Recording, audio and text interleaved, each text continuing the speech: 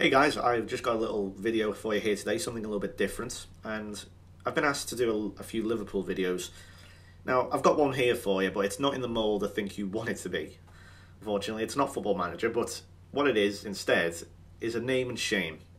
In fact, I think this website has been named and shamed numerous times on the internet, but I just wanted to get my 2 cents in real quick.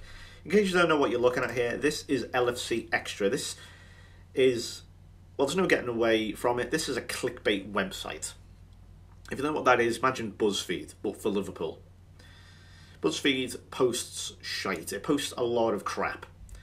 Countdowns, facts, and it's just the same old stuff, just recycled over and over again, or tweaked in certain ways that is just extremely easy to write. It takes virtually no effort. They don't credit their source, so they don't do anything. And this is essentially Liverpool's version. It's terrible in every single way. And I just want to show you, if you're not a Liverpool fan, you'll love this. I just want to show you just how it just sums up the unself-aware, embarrassing nature that is Liverpool. Liverpool fans are often accused of being very unself-aware. You know, how embarrassing they are to the outsider, how they, perhaps go too far in some situations, or, they slag off someone for doing something else and then they'll do it themselves. Things like that. Stuff like this really doesn't help. This is the image of the club online, and it needs to go away quickly. It's things like, I'll share with you stuff, things like this. Revealed, so instantly a attention-grabbing headline. Liverpool's 4 best players in the 3-0 defeat away to United. Can you see the problem? 4 best players, 3-0 defeat. I don't get it. In fact, let's have a quick closer look. The number 1 player on this list, I say list, is Raheem Sterling. Now, I'm not blaming Raheem Sterling for the goal, but his poor effort early on, 45 seconds later, United went ahead and scored after his shot, which was saved by De Gea. He really should have scored. Rooney then went up the other end a few seconds later and scored. If he is number 1 in your list of best players, then that, to me, just, I have to ask, why does this list then exist at all? Why? Because that's your best player. This list should not be in existence, therefore. But wait, it gets better. Liverpool have stuff like this. Now, I could perhaps, brush this one aside and say, yeah, it's just a bit of a laugh.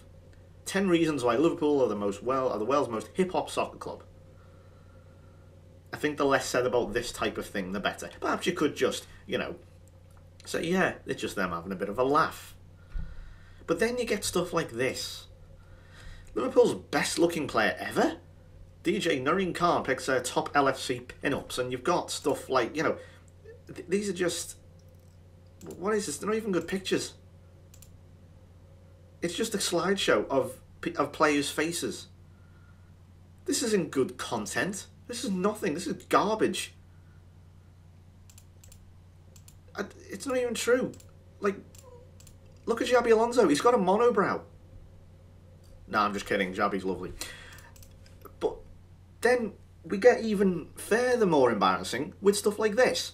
10 of the most promising academy players who sadly never made it at LFC. This is a big no-no. You do not do things like this. And it does not hold back either. It's really harsh. Look, things like this. He never really looked like he has what it takes to make it at the top level. Talking about Nathan Eccleston here. That's fucking brutal. You don't write that. Very disrespectful, I find that to be, from Dave or Shahir. And the theme goes on throughout. You've got players like Steve Irwin, Laurie Delavalle, Paul Anderson. Some players you may never even heard of, like Michael Foley-Sheridan. His lack of stature perhaps counted against him, perhaps not as harsh as Eccleston there, but still, you don't write things like that. And how long did this take to make? What, 10 minutes? But the absolute best article by far, and the one that absolutely sums it up, is this. We hate LFC Xtra. 11 of our biggest critics offer up some insightful and constructive feedback. They then went ahead and blocked all the IPs of critics. Obviously, that's just a joke. Obviously, you've got to realise that I believe, anyway, according to them, was a joke. But why would you make this? I get that they're poking a bit of fun at themselves and having a bit of sarcasm, but bear in mind, Liverpool's social media, all of this, they have over 30 million people following them on these accounts. This is where a lot of this crap content gets published on things like Twitter and Facebook. Do you think that all 30 million of these people are going to have a sense of sarcasm, or are they going to take this the wrong way? They're going to take it the damn wrong way. You know, and it's just, I don't understand what they were thinking here.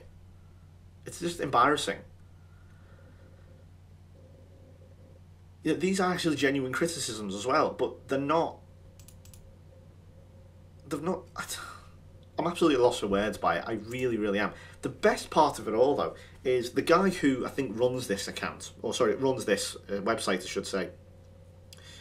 I found him on Twitter, and basically he has admitted that the content doesn't matter. It's all about the clicks. It's all about getting views on the website. Content means nothing, and we just want the clicks. He even went on to boast about how he met his yearly target within a week. Now, forgive me, but I don't think he really deserved that, not because the content's awful, but because he's essentially piggybacked off these social media accounts. What's he done to deserve that? What has he done? Has he really worked hard to do that?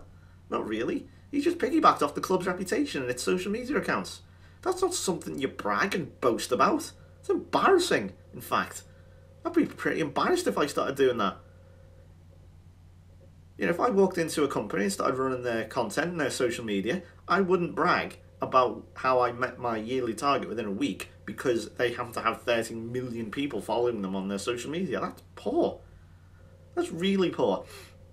And I just wanted to bring this to some people's attention. And, you know, it's when you start to see things like, you know, the top 10 sport gifts. This is just an advert for the shop.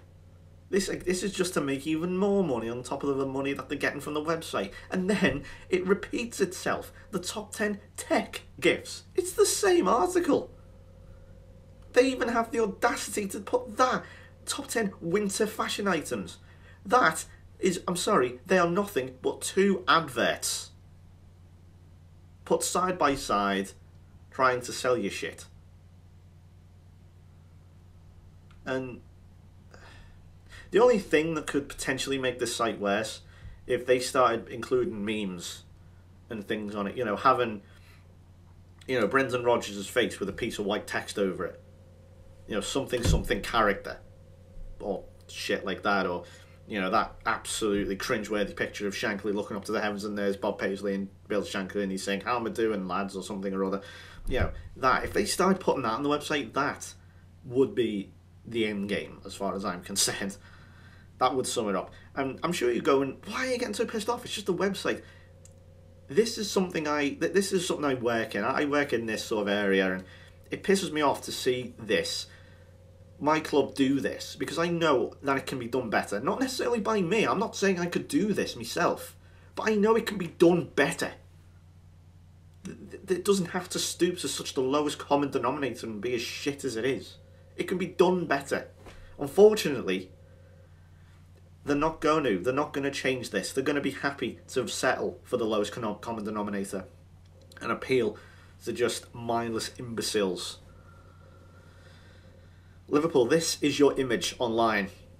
And like the fans, or most of the fans I should say, it's embarrassing.